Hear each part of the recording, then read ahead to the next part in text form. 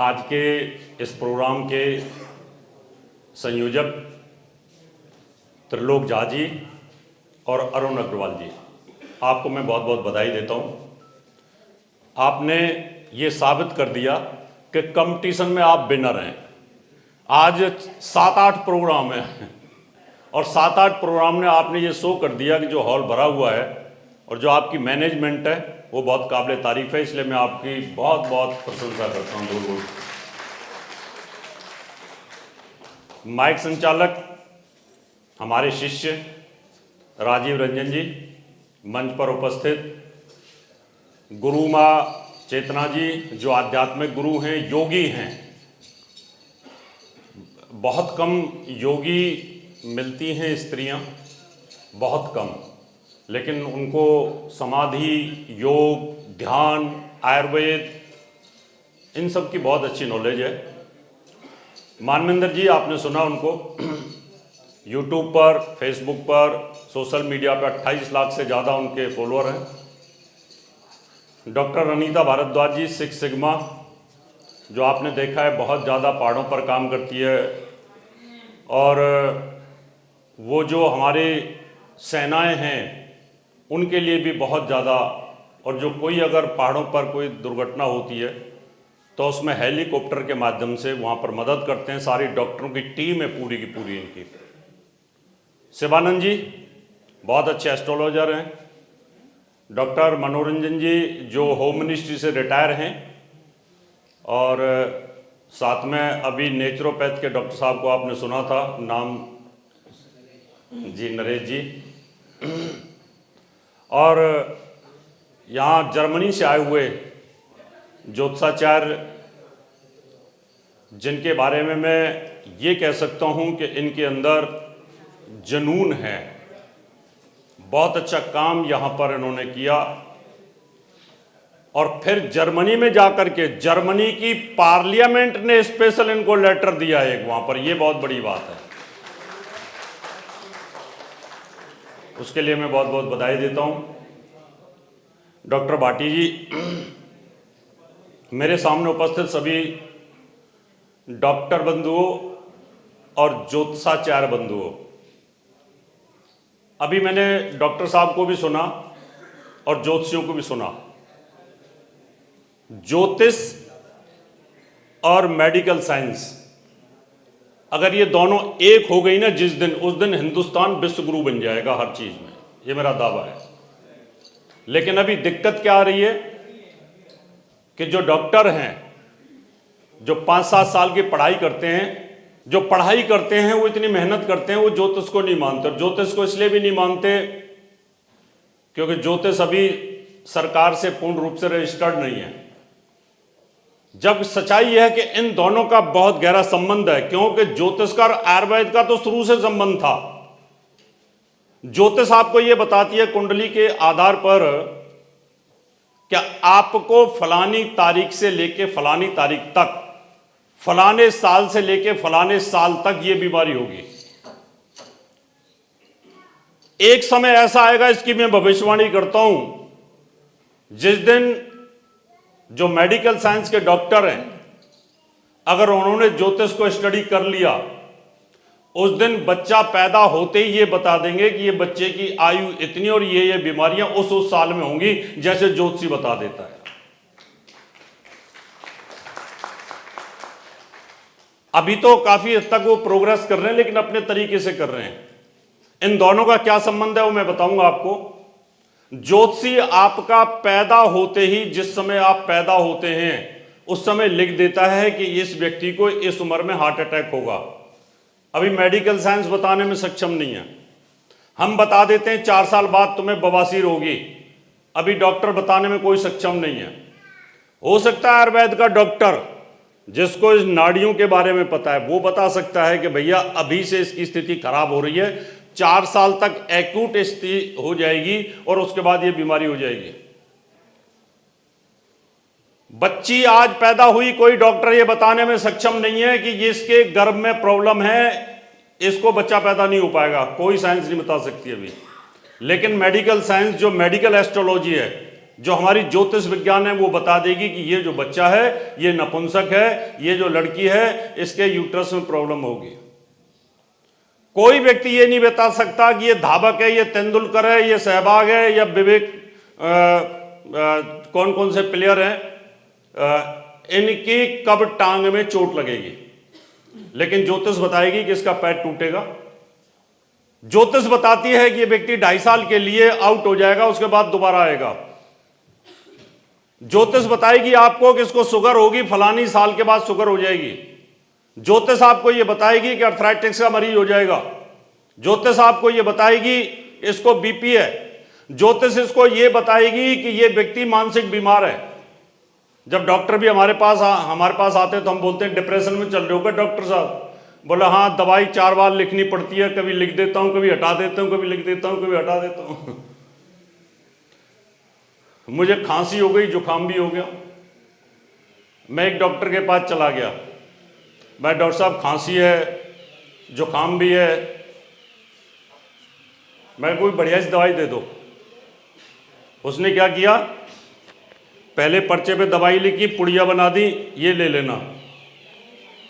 फिर थोड़ी देर सोचता रहा, फिर उनमें से 2 पुड़िया वापस खींच ली।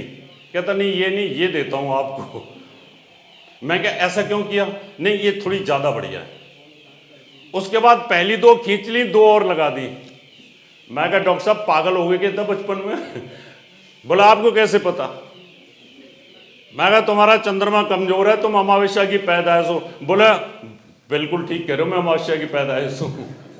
फिर बोला मैं रेल का इंजन लेके भाग गया था पढ़ते वक्त। वो पागल था, वो बाद में ठीक हुआ। क्या डॉक्टर पागल नहीं हो सकता? इतने भयंकर सीवियर डिप्रेशन में डॉक्टर होते हैं जितने हम भी हो सकते हैं। जज इतना सीवियर डिप्रेशन में होता है कि वो फैसला ही नहीं करता। उसको डर लगा रहता है कि मैंने फैसला दिया नहीं, ऊपर वाला मेरे पे कहीं ना कहीं नुकसान करेगा, मुझे दिक्कत पैदा करेगा। क्योंकि ये सब बीमारियां जो मन की बीमारियां होती हैं, डिप्रेशन की होती हैं, जो एंजाइटी की होती हैं, ये तो डॉक्टर के पास व्यक्ति जाता है तब बताते हैं कि भाई ये दवाई ले लो। लेकिन ज्योतिषी ये बता देता है, बैठते ही बताता है तुम्हें डिप्रेशन और एंजाइटी है। बोला हाँ मैं इसी से परेशान हूं। अब कोई डॉक्टर किसी की नब्ज देख के कैसे बता देगा तेरे डिवोर्स होगा? वो तो नहीं बता सकता। लेकिन ज्योतिषी बता देगा कि इसकी 2 शादियां होंगी, इसकी 3 शादियां होंगी। अब मैं इन दोनों को क्लब करूंगा कि हम कैसे बताते हैं इन बीमारियों को। हमारे यहां एक मेडिकल एस्ट्रोलॉजी है, चिकित्सा ज्योतिष। उसमें रेमेडी भी है, रेमेडी आयुर्वेद की है, रेमेडी आयुर्वेद की है। क्योंकि ज्योतिष अपने आप में पूर्ण नहीं है, क्योंकि इसमें दवाइयां आयुर्वेद की, नेचुरोपैथ की, होम्योपैथ की, यूनानी और एलोपैथ। अगर आपको बीमारी हुई है ऐसी कि आपकी बॉडी में विटामिन कमजोर हो गई हैं, तो ज्योतिष आपको ठीक नहीं कर सकता। क्योंकि उसके पास कोई ऐसी चीज नहीं है कि विटामिन B12 बढ़ा देगा या विटामिन D बढ़ाएगा, वो नहीं है उसके पास में। आपको डॉक्टर आयुर्वेद के पास जाना ही पड़ेगा, आपको होम्योपैथ एलोपैथ के पास जाना ही पड़ेगा कि B12 कम हो गया जिसकी वजह से मुझे एंजाइटी हो रही है। लेकिन B12 की कमी और चंद्रमा पीड़ित दोनों का संपर्क मिलेगा आपको। अगर किसी व्यक्ति को लॉस ऑफ मेमोरी हो रही है और किसी व्यक्ति को एंजाइटी भी हो रही है, साथ में नर्वस सिस्टम भी कमजोर हो रहा है, इसका मतलब वो शनि की 7.5 के फेज से गुजर रहा है। और जब शनि की 7.5 चल रही है उस समय बॉडी के ऑक्सीजन लेवल को कमजोर कर देती है, उसमें पॉइजन बढ़ा देती है। क्योंकि शनि के साथ जब हमारा शरीर लिंक में आता है तो हमारी बॉडी में पॉइजन बढ़ना शुरू होता है, और पॉइजन बढ़ना शुरू होता है तो हमारे शरीर के अंदर ऑक्सीजन लेवल कम होना शुरू होता है। और फिर उसके बाद घबराहट, बेचैनी, टेंशन, तनाव और जितनी ऑक्सीजन से कमजोर होने की वजह से बीमारियां होती हैं वो सब होनी शुरू हो जाती हैं। इसलिए ज्योतिष आपको बताता है ये बीमारी आपको होगी, इसका इलाज पहले से कर लेना। 7 लाख से ज्यादा मैं प्रैक्टिकल कुंडलियां देख चुका हूं, जिसमें हजारों केस ऐसे आते हैं कि जिनकी हम पहले बीमारियां बता चुके हैं, ये बीमारियां होंगी, और वो बीमारियां उनको हुई। तो इसमें नियम क्या है, वो कैसे काम करता है, वो मैं आज आपको बताता हूं। क्योंकि उम्मीद है कि जो हमारे डॉक्टर लोग हैं बुद्धिजीवी होते हैं, डॉक्टर बहुत पढ़े लिखे भी होते हैं, हर बात को समझते हैं। ज्योतिष को जितनी जल्दी डॉक्टर, इंजीनियर, सीए, रिटायर जज, बड़ा कोई अधिकारी समझ सकता है, दूसरा कोई नहीं समझ सकता। ज्योतिष एक विज्ञान है। हम इसको देवताओं के साथ जोड़ के इसलिए बैठे थे आज तक, क्योंकि पहले लोग पढ़े लिखे नहीं थे। हम बोलते थे कि शनि देवता नाराज हो रखा है तेरा, जाके शनि की पूजा कर। अब वो तो देवता के तौर पे पूजा कर रहा था ना, उसको क्या पता कि शनि की क्या तकलीफ है, शनि क्यों हमारे शरीर के अंदर प्रॉब्लम क्रिएट कर रहा है। बहुत सारे टीवी पे डिबेट होती है, हमारे मेडिकल साइंटिस्ट के साथ भी होती है, दूसरे वैज्ञानिकों के साथ भी होती है। मैं पूछता हूं उनसे कि पूर्णिमा के दिन हाइपरटेंशन क्यों बढ़ता है, पूर्णिमा के दिन क्रोध क्यों आता है, हर महीने में घर में कलेश क्यों होता है। चाहे वो देश का प्रधानमंत्री हो, चाहे मुख्यमंत्री हो, पत्नी के साथ झगड़ेगा, और पत्नी नहीं है तो फिर पड़ोसी के साथ झगड़ेगा। उसकी इच्छा होगी झगड़ने की। अब कई स्त्री ऐसी होती है जब इनको अकेली रहती है, इनको कुछ होता ही नहीं है, तो मैं पूछता हूं, मैं झगड़ने की इच्छा होती है, पर झगड़े की इच्छा तो होती है, झगड़ू किससे? ऐसा लगता है पड़ोसी से कोई बहाना मार के झगड़ू। इसका मतलब बॉडी के अंदर उसका क्रोध का लेवल बढ़ रहा है। जैसे अमावस्या आती है, चंद्रमा क्या होता है, एकदम डाउन स्थिति में सूर्य के पास आ जाता है। चंद्रमा हमारे मन को संचालित करता है, और मन हमारी 5 इंद्रियों को संचालित करता है, जिसमें बोलना, सुनना, सूंघना, श्रोत इंद्रियां, घ्राण इंद्रियां, ये इंद्रियां जो होती हैं, इनको 5 इंद्रियों को, जो ज्ञान इंद्रियां होती है, इनको चंद्रमा प्रभावित करता है। और 5 प्राण, उनको आत्मा संचालित करती है। 5 प्राण, प्राण अपान व्यान समान उदान। जब सूर्य कमजोर होगा, 5 प्राण कमजोर होंगे, और हम बोलते हैं आपकी आत्मशक्ति कमजोर हो गई है। और जब चंद्रमा कमजोर होता है तो हम बोलते हैं कि मनोरोगी हो गया है, मन कमजोर हो गया है।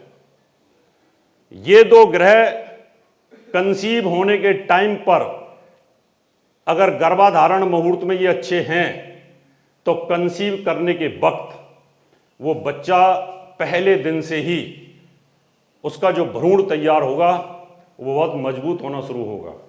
और जब बच्चा गर्भ से बाहर आए, उस समय पर हमारे 9 ग्रह हैं, जिसमें से 7 मैटरलाइज प्लैनेट हैं और 2 छाया ग्रह होते हैं। अगर उनकी पूरी रोशनी आ जाए, फुल रोशनी हो, तो वो जो बच्चा होगा ना, वो बड़ा महान होगा, बहुत स्ट्रांग होगा, वो विवेकानंद की तरह स्ट्रांग होगा। क्या डॉक्टर बोलेंगे भैया तेरे को एनेस्थेसिया दे दूं, बोले ना ना ना ना, आप जो ऑपरेशन करना है कर दो, मैं अपने मन की गति को बाहर कर देता हूं। मैंने मन बाहर निकाल दिया, ऑपरेशन ने मेरी उंगली को ऑपरेशन कर दिया डॉक्टर ने, और मैं बाद में कोई फर्क नहीं पड़ा, क्योंकि उतनी समय के लिए मैंने मन को बाहर निकाल रखा है। मेडिकल जो विज्ञान है, ये एक रूप है। पहले एलोपैथी नहीं थी, पहले आयुर्वेद था, नेचुरोपैथ था, क्योंकि नेचर के साथ 50% बीमारियां डॉक्टर साहब नरेश जी जुड़ी होती हैं। जब बच्चा पैदा हो जाए, उस समय फिर हम कुंडली के स्टारों की पावर देखते हैं कि अगर सूर्य की बहुत बड़ी पावर है तो हम बोलेंगे कि राजयोग भोगेगा, ये इसको हार्ट की कभी प्रॉब्लम नहीं होगी, ये पेट का कभी मरीज नहीं होएगा। चंद्रमा अगर उसका मजबूत है तो हम बोलेंगे कि ये बहुत मन का मजबूत रहेगा, इसकी आंखों में कभी आंसू नहीं आएंगे। जिसका मंगल मजबूत है, हम बोलेंगे कि आर्मी में जाएगा, शूटर बनेगा, ये तो एनकाउंटर स्पेशलिस्ट बन जाएगा। बुद्धि जिसकी मेमोरी है, तो हम बोल देंगे विवेकानंद की तरह जो इतना बुद्धिमान होगा, इसका मेमोरी का जो नेटवर्क है बड़ा फास्ट होगा। जिनका बुद्ध मजबूत होता है वो सैटेलाइट प्लेनेट है, अंतरिक्ष में हमारी मेमोरी सेव रहती है। जितने भी डॉक्टर हैं उनकी सबकी सारी किताबें अंतरिक्ष में सेव हैं, दिमाग में सेव हैं और चित्त में सेव हैं। तो इसलिए वहां से फटाफट सारी चीजें आएंगी और यहां से बोलना शुरू कर देते हैं। बृहस्पति अगर मजबूत होगा तो उस व्यक्ति का लीवर, फैट, मेमोरी, बुद्धि, जनरल साइंस, ज्ञान बहुत अच्छा होगा। यानी ज्ञान का मतलब यह है कि आपने देखा कि मसल्स बड़ी बढ़िया है इसकी, तो बॉडी बिल्डर की, मैं भी बॉडी बना लेता हूं। जाकर के वो जिम में जाता है और बॉडी बनाना शुरू कर देता है। वो सोचता है एक ही दिन में बॉडी बना लूंगा, लेकिन बृहस्पति बोलता है रुक जा बेटा रुक जा। अगर ज्यादा करेगा ना तो हार्ट फेल हो जाएगा और ये मसल्स टूट जाएंगी, लेकिन वो मानता नहीं है। बृहस्पति बार बार इंडिकेशन देता है, फिर भी वो मानता नहीं है और उसके बाद बीमार पड़ जाता है बेचारा। वो जिम में भी नहीं जा पाता, पैसा छोड़ देता है। तो बृहस्पति इंडिकेशन देता है। आप किसी रिश्तेदार के यहां जाते हो, उसने टेबल भर दी पूरी ड्राई फ्रूट से, अब दिल ललचा रहा है कि खा लूं सारी, तो बृहस्पति आपको बोलेगा कि नहीं, एक एक पीस उठा। और अगर तूने सारे उठाने शुरू कर दिए तो लोग सोचेंगे कुंभकर्ण था, भुक्कड़ था, आकर के सारा खा गया। तो बृहस्पति आपको क्या देता है? ज्ञान। वो आपको दौड़ रहे हैं, वो ज्ञान देगा कि ज्यादा मत दौड़, हार्ट फेल हो जाएगा, ज्यादा मत खा, प्रॉब्लम्स आ जाएगी। आप विवाह शादी में जाते हो, आपने देखा आहा, दही बल्ले, रसमलाई, जलेबी सब खा लिया। खाने के बाद में लगता है जब खा लिया, पेट भर गया, तो पेट में एक इंडिकेशन आती है, बिसिल बजती है, यानी उस बिसिल ने क्या बोला कि पेट भर गया है, अब मत खाओ। इसके बाद फिर खाओगे, आपको लगा नहीं आप थोड़ा सा जलेबी और रबड़ी खा लेता हूं, आपने वो भी खा लिया। उसके बाद दो आएंगी, उन्होंने कहा अब बंद हो जा। फिर भी आपको लगा चलते चलते कॉफी और पी लेता हूं, कॉफी पी ली। कॉफी पीने के बाद बिसिल नहीं आएगी, फिर डकार बंद, फिर पेट फूलना शुरू होगा और फिर बाथरूम की तरफ हर 2 घंटे में भागोगे। फिर बोलोगे यार त्रिलोक जाके प्रोग्राम में गए थे, वहां खा लिया था, ज्यादा फूड पॉइजनिंग हो गई। और फूड पॉइजनिंग नहीं हुई कि तुमने बृहस्पति का सुना ही नहीं। अगर बृहस्पति का सुन लिया होता तो आपको फूड पॉइजनिंग होती नहीं। इसका मतलब हमारा शरीर जो है इंडिकेशन देता रहता है। शुक्र, ये शुक्र हमारे शरीर में वासना का कारक है, जेनेटिक ऑर्गन्स का कारक है, खूबसूरती का कारक है, ग्रस्त का कारक है। ये अगर एक्सेज हो जाए तो आदमी दुराचारी होता है, और बहुत कम हो जाए तो नपुंसक होता है। मध्यम रहे तो ठीक है, और अगर किसी के शुभ के प्रभाव में रहे तो योगी बन जाता है। वासना पे कंट्रोल। और शनि हमारे नर्वस सिस्टम को प्रभावित करता है, पूरा नर्वस सिस्टम है, जितने भी जॉइंट पेन हैं इन सब पर, जिनको जॉइंट की शिकायत है, जॉइंट पेन की शिकायत है, उनका शनि खराब चल रहा होगा, उनका राहु खराब चल रहा होगा। ये तो मैंने इसलिए बताया है कि हमारे डॉक्टर इस बात को देखें। जिन डॉक्टरों के घुटनों में दर्द है, कमर में दर्द है, सर्वाइकल है, डिस्क है, स्लिप डिस्क की प्रॉब्लम्स है और कमर में दर्द होता है, तो उन पर शनि का प्रभाव होगा निश्चित तौर पर। जिनको एंजाइटी रहती है, एक बात पे टिकते नहीं, बार बार किसी बात को दोहराते रहते हैं, उनका चंद्रमा पीड़ित है। अब मैं बीमारियां बताता हूं आपको। जैसे कि मानवेंद्र जी ने कहा कि मेष लगन हो और मंगल नीच हो जाए, एक ही प्लेनेट पूरे खानदान में बीमारियों को जोड़ता है। बहुत सारे होम्योपैथी के और नेचुरोपैथ के डॉक्टरों को ये पता है कि बच्चे की बीमारी देख करके माँ बाप की और दादा दादी की बीमारी बता देते हैं। क्यों जी डॉक्टर साहब? बताते नहीं बताते? आप भी बताते हो, ऐसे हम भी बताते हैं। अभी मान लो मेष लगन है किसी की, मंगल नीच हो गया, 4 नंबर पे नीच हुआ, तो हमने बोला तुम्हें छाती की प्रॉब्लम आएगी, चेस्ट इन्फेक्शन होगा, कोल्ड कफ बीमारी, अस्थमा की बीमारी और टीबी बीमारी हो सकती है, और ब्रेस्ट कैंसर होने के योग बनेगा। अब दूसरा भाव इसका एक 8वां भी है, 8वां, क्योंकि अष्टमेश भी है मंगल। अब मंगल 2 जगह बीमारी दे रहा है, खुद को छाती में बीमारी दे रहा है, लेकिन मामा मौसी बड़े वाले उनके वो 9 में बैठता है। इसका मतलब जिसके छाती में तकलीफ होगी, उसके बड़े मामा बड़ी मौसी जो होंगे, उनके कमर में दर्द होगा। इसको नोट कर लेना। इसलिए हम बोल देते हैं भाई तुम्हें छाती में तकलीफ है कि अच्छा जी, तुम्हारे मामा मौसी फूफड़ इनको कोई प्रॉब्लम है, बैक पेन की प्रॉब्लम है? बोले हाँ सीवियर प्रॉब्लम है, दिक्कत आई। प्रॉब्लम आएगी। अभी मान लो किसी की वृष लगन है, अब वृष लगन में मंगल हो गया 12वें भाव का स्वामी, 12वें भाव दादी का होता है, और एक हो गया वो सप्तम का स्वामी, सप्तम भाव पत्नी का है, पति का होता है। मैंने कुंडली देखी, मैंने कहा तुम्हारी दादी को छाती की प्रॉब्लम थी, उनकी डेथ अस्थमा से हुई? बोला हाँ गुरुजी अस्थमा से हुई थी। मैं तो फिर तुम्हारी पत्नी को बैक पेन की, स्लिप डिस्क की प्रॉब्लम होगी। डॉक्टर अनीता जी सुन्न हो जाते हैं लोग सुन करके, और हमें बोलते हैं चमत्कार, ज्योतिष चमत्कार। ये चमत्कार इसलिए थी उस समय पर कि जो हमारे ऋषि मुनि ज्योतिषी होते थे उनकी लंबी दाढ़ी होती थी। क्या होती थी? अब लंबी दाढ़ी हो, लंबी मूछें हो, तिलक भी हो, लंबे बाल भी हो, और अगर मैं बोल दूं कि भाई तेरी पत्नी की कमर में दर्द है, वो तो हैरान हो जाएगा। वो बोलेंगे तो योगी है, तो योगी है। वो पंडित जी के पास गए थे, उन्होंने तो ऐसे बता दिया था कि ऐसा होगा। अभी मान लो मिथुन लगन हो,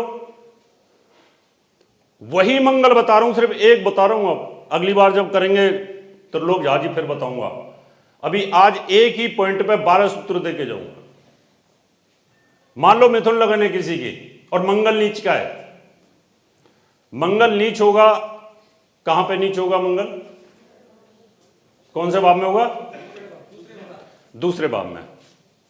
उसकी पहली राशि आएगी बड़े भाई के घर में, बड़े भाई बड़े बहन के घर में। मैंने कहा भाई तुम्हारे, ये तो तुम्हारी कुंडली है मिथुन लगन की। बोले हाँ जी। मैं कहा तुम्हारा जो बड़ा भाई है उसको छाती का इन्फेक्शन है कोई? बोला हाँ गुरुजी टीबी की बीमारी है उसको। मैं कहा फिर तुम्हारा जो छोटा मामा और छोटी मौसी है उसके बैक पेन में प्रॉब्लम है? बोला वेरी ट्रू, उनका तो सर्जरी हुई है। हमने लिख दिया कि ये मिथुन लगन का बच्चा है, इसका जो बड़ा भाई होगा वो छाती की बीमारी से पीड़ित होगा, और इसका जो मामा होगा, मौसी होगी, छोटे मामा छोटी मौसी होगी, उनको बैक पेन की प्रॉब्लम रहेगी। और जब कुंडली में लिखा हुआ मिलता है ना, तो लोग ज्योतिष को प्रणाम करते हैं, बोलते हैं क्या दिव्य विज्ञान है। लेकिन डॉक्टर नरेश की बात सही है, शराब में अंगूठा डालने से शुक्र मजबूत होता है, उसकी बात मानूं? या शुक्रवार को सिगरेट पियो पति के साथ, उसकी बात मानूं? इंस्टाग्राम की बात मानूं? या यूट्यूब की रीलों की बात मानूं? किसकी मानूं? कंफ्यूज हो गया व्यक्ति।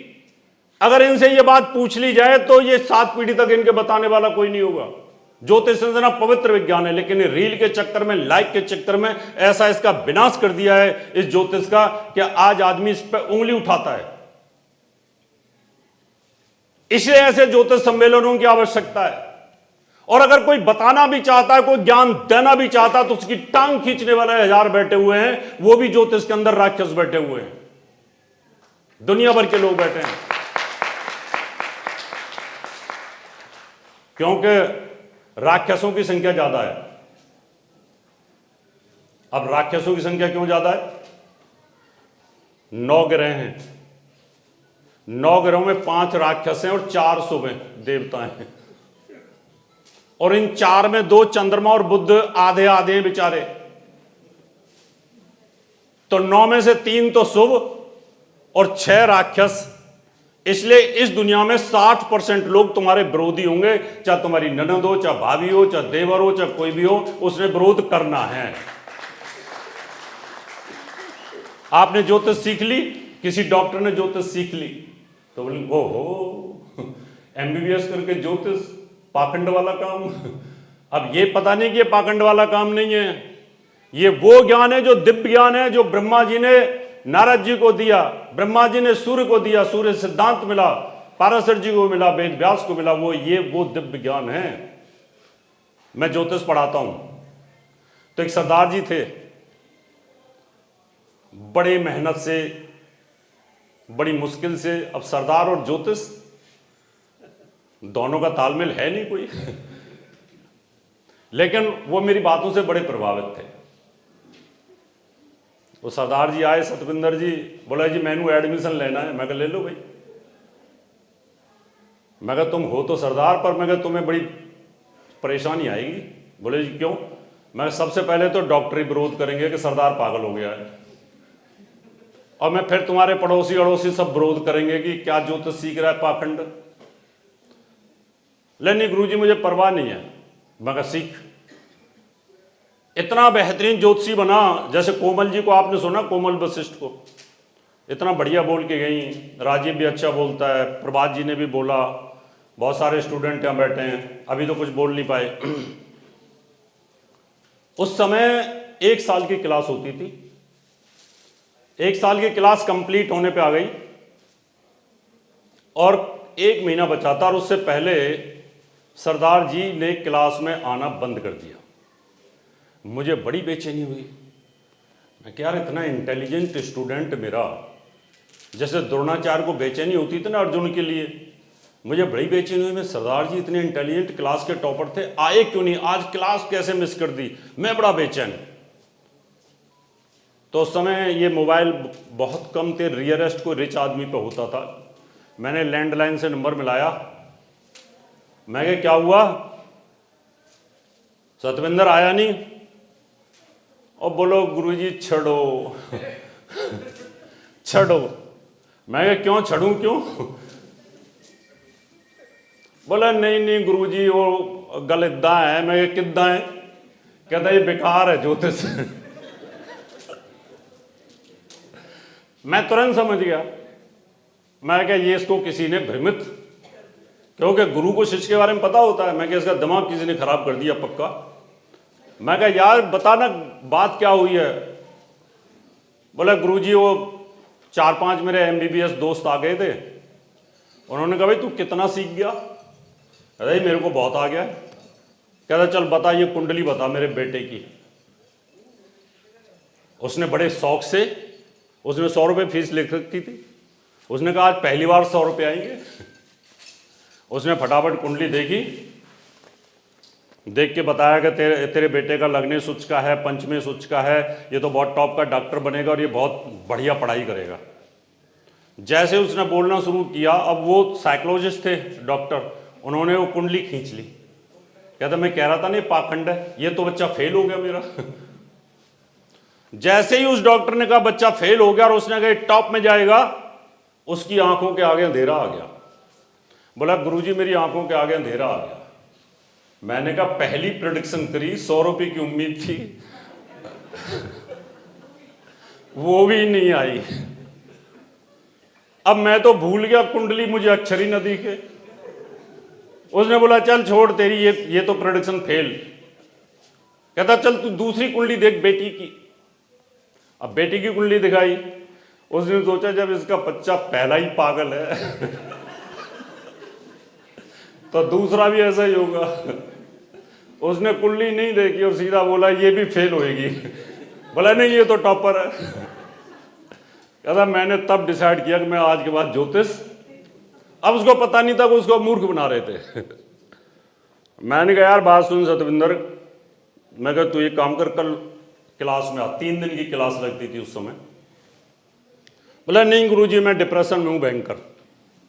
अरे मैं कहा तू आ, तेरे जैसा तो मैं टॉप का कोई ज्योतिषी नहीं है मेरी क्लास में। मैंने बुलाया जबरदस्ती, मैं कुंडली लगा बोर्ड के ऊपर, कुंडली लगाई बोर्ड के ऊपर। मैं कहा ये बच्चा है ना, बेटा है? बोला हाँ। मैं ये बाकी टॉपर है। तूने टॉपर बोला था? बोला हाँ टॉपर है। मैं ये टॉपर है। मैं मिला नंबर, मैंने उस डॉक्टर का नंबर मिलाया। मैं कहा डॉक्टर साहब तुम्हें कसम है अपने बेटे की। मैं कहा बात है मेरे एक स्टूडेंट की जिंदगी और मौत का सवाल, और जो मैंने पढ़ाया है वो सब बेकार हो जाएगा। मैंने फोन को स्पीकर पर कर दिया। मैं कहा तुम्हें कसम है इसी बेटे की, बताओ ये बेटा तुम्हारा टॉपर है या नहीं? बोले गुरुदेव है तो ये टॉपर ही, पर हम तो इसकी विल पावर चेक कर रहे थे। कहते कितना अपनी बात पे टिकता है। कहता बात तो बिल्कुल ठीक है। उसके बाद उसमें जोश आया और आज वो टॉप का डॉक्टर के साथ साथ और टॉप का एस्ट्रोलॉजर है। कभी कभी मुझे मिलता है, बोलता है गुरुदेव मेरा जीवन पलट दिया आपने, इतना नाम शोहरत फेम। तो ये शोहरत और फेम का मामला इसमें होता है। तो कभी कभी हम ऐसी सिचुएशन में आते हैं, अभी मान लो किसी की कर्क लगन है और कर्क लगन में अगर मंगल नीच हो जाए तो पहला प्रश्न हमारा यह रहेगा कि तुम्हारी मदर इन लॉ को कोल्ड कफ या टीबी की बीमारी है। कहां मदर इन लॉ, कहां उसकी पत्नी और कहां आपका, कोई लिंक नहीं, लेकिन यूनिवर्स में सब हम एक दूसरे के साथ जुड़े हुए हैं। आज जितने भी 100-150 आदमी यहां बैठे सब मेरे साथ जुड़ गए हैं, और जिनको मैं फैमिलाइज कर रहा हूं वो सब मेरे से जुड़ गए हैं। मेरी इंट्यूशन आपके साथ है, आपकी मेरे साथ है, सब जुड़ गए हैं। यूनिवर्स में यही होता है, जितने मंच में बैठे हैं सबके साथ मैं जुड़ चुका हूं, ये सब मेरे साथ जुड़ चुके हैं। मैं अगर आपके लिए नेगेटिव सोचूंगा तो आपके साथ नेगेटिव हो सकता है, क्योंकि नेगेटिव वेव्स जाकर के आपको हिट करेगी। मैंने कहा आपकी मदर इन लॉ को प्रॉब्लम है, बोला हाँ। छाती में प्रॉब्लम है, बोला हाँ। मैं टीबी हुई है, बोला हाँ। अब वही संतान बाप का स्वामी है। मैं कहा भाई तुम्हारी संतान को कोई बैक पेन की प्रॉब्लम है, बोले जी वो क्रिकेट खेलता था, गिर गया था, उसकी बैक पेन, बैकबोन जो रीढ़ की हड्डी है वो उसमें क्रैक आ गया। क्या ज्योतिष है, कितना प्यारा विज्ञान है। और यही अगर सिंह लगन हो, टाइम बता देना, सुनते रहो कहीं, क्योंकि तुम्हारा ध्यान सुनने पे ज्यादा रहता है। अगर यही सिंह लगन है तो यहां पर मंगल पिता स्थान का स्वामी हो जाता है और साथ में मां का स्वामी हो जाता है। अब चौथे भाव से मंगल अगर नीच होता है तो वही मदर को बैक पेन और फादर को छाती में तकलीफ। हमने कहा तुम्हारी फादर को कोई तकलीफ है, बोले जी उनको कोरोना हुआ था, कोरोना से डेथ हुई। मैं मदर को प्रॉब्लम है, कहता मदर को सीवियर सेल्फ डिस्क की प्रॉब्लम है, बाथरूम में गिर गई थी। अब ये सब चीजें बताने के लिए और इन घटनाओं को बताने के लिए ज्योतिषी का विजन काम करता है। इसी को पराविज्ञान बोलते हैं। ज्योतिष इसलिए दो प्रकार का विज्ञान, एक परा है, एक अपरा है। परा जो दिखाई नहीं दे रहा लेकिन हम प्रेडिक्शन कर रहे हैं। डॉक्टर भी पराविज्ञान का इस्तेमाल करता है, वैज्ञानिक भी पराविज्ञान का इस्तेमाल करता है। ग्रेविटी फोर्स किसी को दिखाई नहीं देता लेकिन ग्रेविटी फोर्स होता है। न्यूटन ने देखा ना सेब गिरा, कैसे गिरा, किसने गिराया, नीचे कैसे आ गया। जितने भी एयर प्रेशर हैं सब दिखाई नहीं देते लेकिन कैलकुलेटिव होते हैं। टायर में हवा भरते हो आप आगे को बढ़ते हो, एयर प्रेशर पड़ता है। कन्या लगन किसी की हो, कन्या लगन में मंगल मृत्यु स्थान का स्वामी, और मृत्यु स्थान से मृत्यु स्थान अष्टम से अष्टम होता है। तीसरा भाव छोटे भाई बहन का है और आठवां भाव जो है आपके ससुराल पक्ष का है। आपने कहा कि आपके ससुराल पक्ष में भयंकर बैक पेन की प्रॉब्लम किसको है, बोला मेरे साले को, मेरे साले को। हमने कहा हमारा आपका जो छोटा भाई है उसको क्या प्रॉब्लम है, बोला उसको चेस्ट का कैंसर है। अब हम कैंसर लिखें, अस्थमा लिखें या हम टीबी की बीमारी लिखें, क्या लिखें, ये ग्रहों की कंजंक्शंस होती हैं। कैंसर शनि और राहु देते हैं। अगर यहां शनि राहु का संबंध आ जाए तो कैंसर बोलो, टीबी की बीमारी आती है तो चंद्रमा का इन्वॉल्वमेंट होगा, और अस्थमा की बीमारी आती है तो बुध का इन्वॉल्वमेंट। कौन कौन से ग्रह से इन्वॉल्वमेंट में आते हैं उसको देख के बता सकते हैं। अगर मान लो किसी की तुला है तो पत्नी स्थान का स्वामी नीच हो जाएगा। जिस दिन से आपकी शादी होगी उस दिन से आपकी पत्नी को चेस्ट इन्फेक्शन होगा, और नहीं भी हुई है शादी, बच्चा पैदा हुआ, हमने लिख दिया कि इसको ऐसी पत्नी मिलेगी जो छाती की बीमारी से ग्रसित होगी, उसको तपे दुख की बीमारी होगी, उसको कहीं ना कहीं टीबी की बीमारी होगी, और आप जितनी मर्जी कुंडली मिला लेना मिलेगी आपको वही जिसको इन्फेक्शन होगा। यह प्रभु का विज्ञान है। क्योंकि अगर किसी लड़की की कुंडली में विधवा का योग लिखा है तो लव उसी से करेगी जिसकी उम्र कमजोर होगी। यह प्रकृति का नियम है, यह भगवान का नियम है, क्योंकि यह विद्या भगवान की है। अगर वृश्चिक लगन हो किसी की और वृश्चिक लगन के अंदर मंगल नीच हो जाता है, बस अगर अधूरा छोड़ूंगा तो दिक्कत आएगी ना। फिर अगर तुम्हारी लगन रहेगी फिर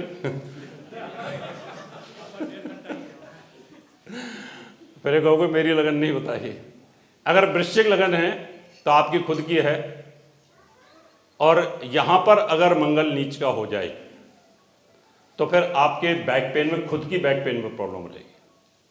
अगर धनु लगन है तो यहां पर मंगल आपके संतान भाव का स्वामी होकर नीच हो जाएगा, तो इसका मतलब कहीं ना कहीं आपको गर्भपात बार बार होंगे, गर्भ नष्ट बार बार होंगे, काकबंधा योग बन जाएगा, बच्चा ना होना, होकर के खत्म हो जाना, गर्भ में खत्म हो जाना, 2 महीने 4 महीने 6 महीने 8 महीने तक के बच्चे खत्म हो जाते हैं। ऐसे ही अगर मकर लगन हो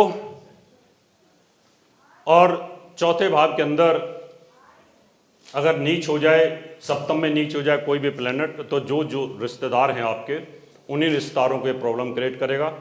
ऐसे ही कुंभ और मीन हो, मान लो किसी की मीन हो, कुंभ अगर किसी की होती है तो भी यही स्थिति आएगी, आपको उस रिश्तेदार को पकड़ना है। मीन है तो आपके परिवार में किसी को होगी, आपके पिता को तकलीफ होगी। कई बार मीन लगन वालों का मंगल नीच होता है तो उनका पिता बहुत जल्दी मृत्यु को प्राप्त हो जाता है। अगर वहाँ पर मंगल राहु का प्रभाव हो तो कैंसर जैसी बीमारियों से ये प्रॉब्लम्स आती है। तो ये 12 लगने हैं। ये तो मैंने सिर्फ एक ग्रह की बताई आपको। क्या बताई? अगर मैं इसके साथ 2 ग्रह बैठा देता तो, और 3 बैठा देता तो फिर प्रोडक्शन कुछ और बदल जाती है। ये ज्योतिष बड़ा प्यारा विज्ञान है। डॉक्टर साहब मैं तो कहता हूँ सीख लो और नाम कमाओ। आप सबने बड़े ध्यान के साथ सुना, बहुत बहुत धन्यवाद। जय श्री राम, जय जय श्री राम, बहुत बहुत धन्यवाद।